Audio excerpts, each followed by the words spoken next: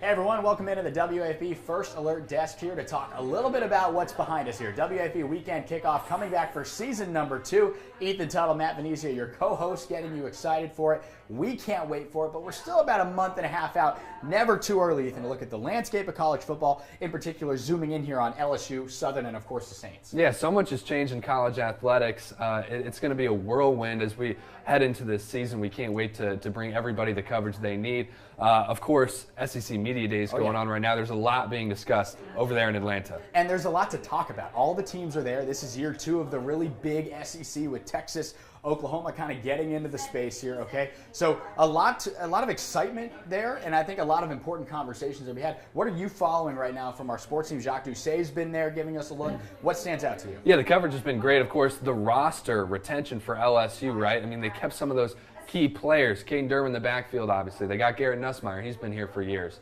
Aaron Anderson, another guy on the wideout position who was a key figure in last year's team. But they've also got a lot of new guys coming in as well, right? And Brian Kelly kind of went through that at SEC Media Days yesterday. Take a look.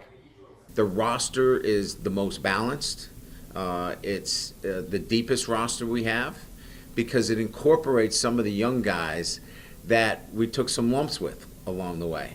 So it's a nice balance of veteran players, young guys that have grown in the program, and some transfers that have played a lot of football. You heard it right there. This is a team built up of new guys and those veteran players. Coach Kelly feels like this is a team that has the depth to go all the way to the playoff, which is what everyone's kind of expecting this year, I think, Matt. I would think so. What, year 4 of Brian Kelly? It's kind of got to happen sooner rather than later. One of the best transfer classes coming in here. You mentioned Aaron Anderson there and Nick Anderson, some of those receivers that are going to be really, really pivotal. But the guy getting him the rock has really had the spotlight on him the whole time. Garrett Nussmeier has been in the program, was behind Jaden Daniels, had his opportunity, obviously, last year. 29 touchdowns, threw for over 4,000 yards. I mean, a lot of people forget just the SEC being the best quarterback in this conference. They expect him to be the best in the country, to win the Heisman.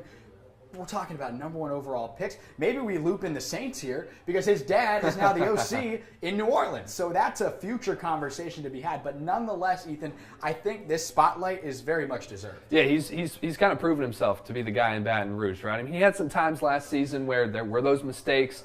But again, it was his first year as a starter. So that jump coming into this season is supposed to be a much greater jump, and we'll see how that plays out. Yeah, Ethan, those 12 picks, that's kind of been the thing that kind of really nagged at him a little bit, some of that indecisiveness, but it was his first full-time year as the starter, and Brian Kelly expects a really big breakout year for his quarterback. He represents LSU. He represents the state of Louisiana. I mean, he is our guy. I mean, he's waited for this opportunity. He loves LSU. You want to follow a guy like that because he's got all the things that you're looking for in a player. Committed, passionate, focused.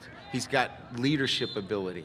And he can whip the ball around the yard when you need to. Some of those conversations getting us ready for what LSU is going to bring today. And if you want to get a whole roundup on everything that went down in Atlanta, tune in tonight for the media craze going on at 7 p.m. We're going to have it on WAFB, on your WAFB app. You can look on Roku. It's going to be really, really informative. You got Alabama and Florida talking today, a couple of other teams aside from LSU participating throughout this time in Atlanta for Media Day. But Ethan, it's not just LSU that's got media things going on because in Birmingham, Alabama, where Kevin Batiste is right now, you've got SWAC Media Day going on with Southern. That's exactly right. Obviously, we cover Southern as well as the Saints. And for the Jags, last year, SWAC West Division champs. They had a terrific season under Terrence Graves, who was a new head coach for the Jags.